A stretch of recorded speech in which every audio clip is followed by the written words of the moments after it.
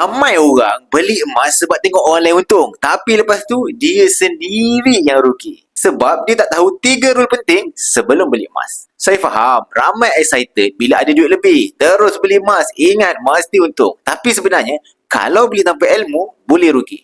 Ni saya kongsi 3 rule penting yang semua orang patut tahu sebelum beli emas. Pertama, jangan guna semua duit simpanan. Kalau tiba-tiba ada emergency, lepas tu kena jual masa harga tengah rendah, bukan emas yang salah, tapi cara kita.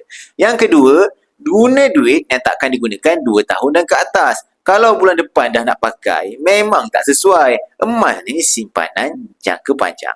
Ketiga, jangan jual masa harga tengah jatuh. Ramai panik terus jual, tapi bila harga naik, baru menyesal. Yang betul-betul untung bukan yang beli masa murah, tapi yang sabar simpan lama. Kalau nak saya tunjuk bila waktu terbaik nak jual emas, komen nak kat bawah, saya share dalam video seterusnya.